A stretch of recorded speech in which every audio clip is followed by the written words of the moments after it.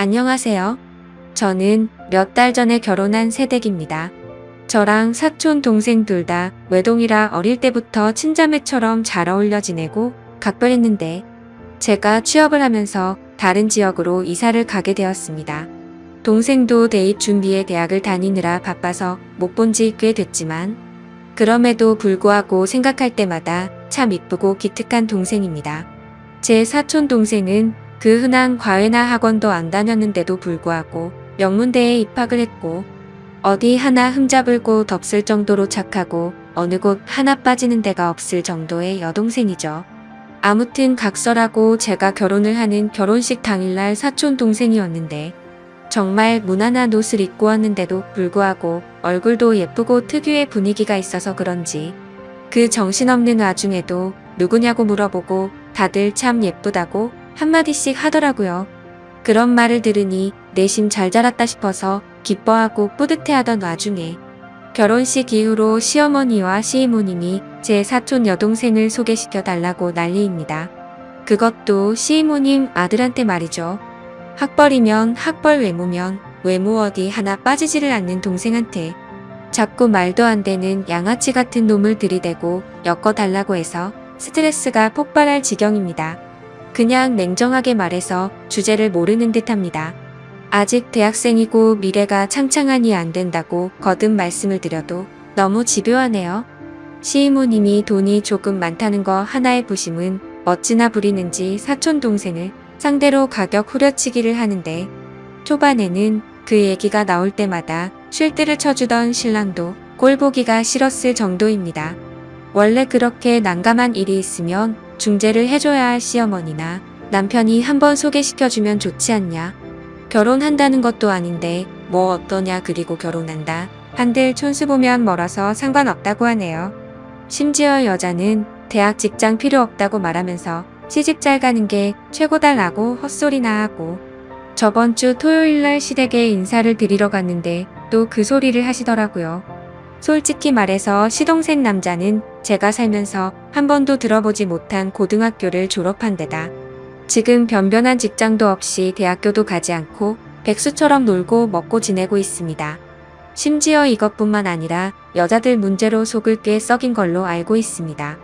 남편과 결혼하기 전에 시동생의 얘기를 몇 번씩 들었는데 여자와 사고를 쳤다는 얘기도 한두 번 들은 게 아니었거든요. 아무튼 계속해서 소개해달라는 말이 짜증나서 요즘 어린애들은 자기들이랑 비슷한 급 아니면 만나지 않는다던데 괜히 말했다가 저랑 사이 멀어질까 겁난다 대놓고 얘기했더니 시어머님 얼굴이 울그락불그락했고 듣고 있던 신랑도 맞다고 맞장구를 쳐주면서 처제랑 걔랑은 스펙부터가 다른데 왜 자꾸 걔를 갖다 붙이냐고 아무리 처제가 탐나도 똥된장은 구분하라면서 이모한테 전화라고 짜증을 대신 내주더라고요. 남편도 처음에는 제 편이 아니었지만 제가 그걸로 스트레스를 많이 받아 하고 저와 얘기를 한 이후로는 생각이 달라져서 제 편을 들어줬습니다. 그래서 매번 거절을 하는데도 불구하고 얼굴을 볼 때마다 그 말을 하셔서 어머니가 부르고 불러야 겨우 시댁에 가는 수준이 되었죠. 그리고 만났을 때만 이러시는 게 아니라 시어머님과 시이모님은 번갈아 가면서 하루에 한 통씩은 꼭 전화랑 문자가 옵니다.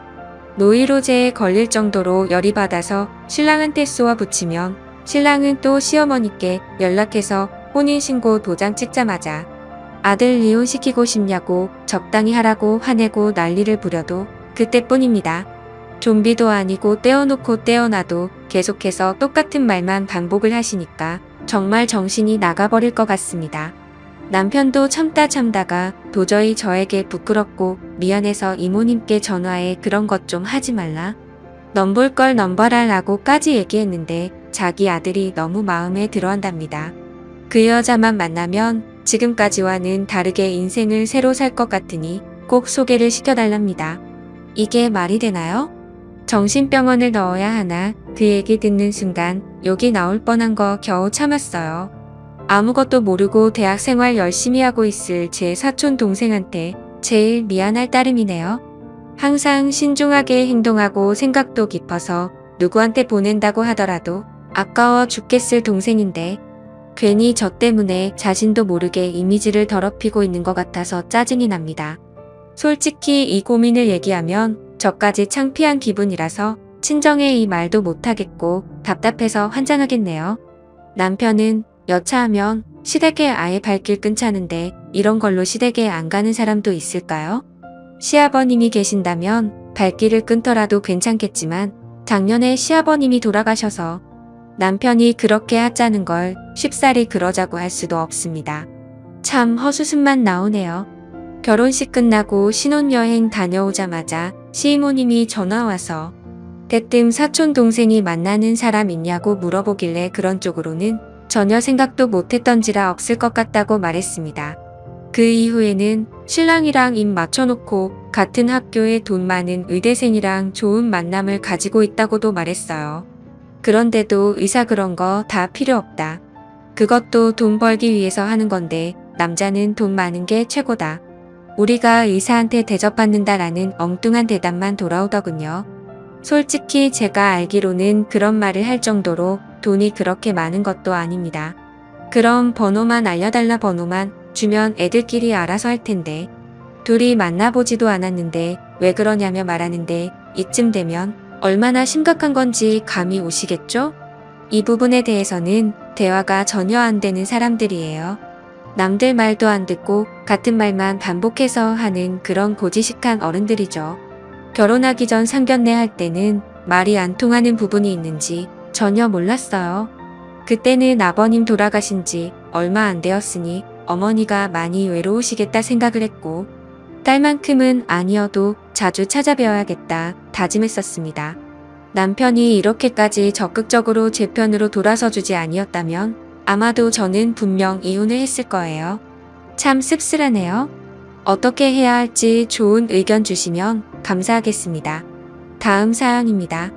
안녕하세요. 이제 결혼한 지 3개월 된 30대 초반 여자입니다. 시어머니 앞에서 진실을 말씀드렸다가 호되게 당하고 나서 그 상황이 이해가 되지 않아 이렇게 글을 적게 되었네요. 남편이랑 3년 연애하고 결혼하였습니다. 연애 초반 때부터 경제력 없는 남친 뒷바라지하며 살았네요. 친정도 넉넉하고 저도 프리랜서로 일을 빨리 시작했기에 제가 좋으면 그만이다 하고 별 생각이 없었죠. 만난 지 1년쯤 안 됐을 때 남친도 취업을 했고 항상 제가 부담하던 데이트 비용도 남자친구가 60%, 제가 40% 이렇게 나눠서 데이트 통장도 만들었습니다. 그때는 결혼 생각도 없었기에 딱히 남자친구가 월급을 어떻게 쓰는지 별로 생각도 없었고 간섭도 하지 않았네요. 어쨌든 그건 남자친구의 돈이었으니까 말이죠. 하지만 막상 결혼 얘기가 오고 가자 알게 됐는데 남편이 시댁빚을 갚느라 모아둔 돈이 얼마 없는 걸 알게 되었고 남자친구가 자기는 아직 준비가 안 된 것 같다며 결혼을 미루자고 하더라고요.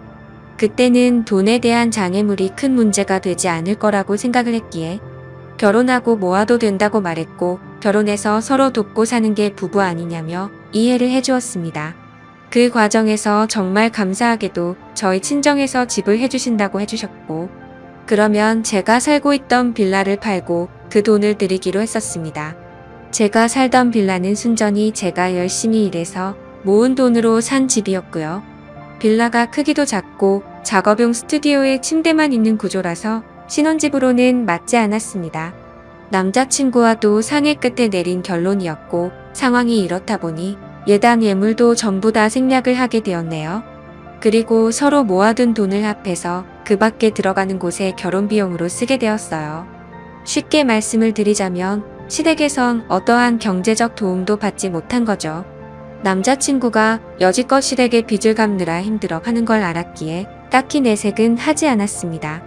어차피 남자친구의 성실함과 사람 됨됨이에 반했기에 제가 좀 더 여유 있으니 제가 더 하면 된다라는 마인드가 강했던 상황이었습니다. 그런데 생각하지도 못했는데 결혼을 하고 나서부터 자꾸만 시댁에서 간섭이 들어오더군요. 저는 프리랜서고 남편은 직장을 다니기에 저는 거의 항상 집에 있었습니다. 제 일의 특성상 일이 들어오는 게 들쭉날쭉한지라 어떨 때는 시어머니가 들이닥치면 참 피곤하고 불편했죠. 결혼할 때 예단 예물도 하지 않으셨고 상견례를 할 때도 특별히 우리 집 재산에 대한 얘기나 그런 걸 하지 않았기에 저희 집안의 재력이나 제 경제력을 잘 모르셨습니다. 심지어 알고 보니 집도 남편이랑 저랑 둘이 모은 돈 합치고 대출해서 산 집인 줄 아시더라고요. 남편이 이제껏 빚도 꼬박꼬박 갚고 시댁의 용돈도 틈틈이 챙겨드리다 보니 남편이 저보다 돈을 많이 버는 줄 알고 계시더라고요. 결혼 전에 남편이 친정에서 집해온 건 시댁에 말하지 않았으면 좋겠다고 해서 바보같이 그러자고 했던 게 화근이었네요. 주눅 들어있던 남편이 불쌍해서 그런 선택을 한 제 스스로가 정말 후회가 됩니다. 집안 차이 나는 거 시댁이 알면 아들 팔려간다고 알아 누우실 고지식한 분들이라고 하더군요. 심지어 매주 3번에서 4번은 연락도 없이 찾아오시는데 오실 때마다 당최 가실 생각을 하지 않으십니다. 제가 일해야 한다고 하면 집에서 탱자탱자 놀면서 무슨 일이냐고 콧방귀를 뀌시고요. 옛날 마인드를 가지신 분이고 어차피 제가 하는 일 구구절절 설명해봐야 듣지도 않으실 뿐이라 적당히 맞춰주다 남편 핑계대고 집 밖으로 나갔습니다. 그리고 그것만 하시는 거라면 오죽할까요?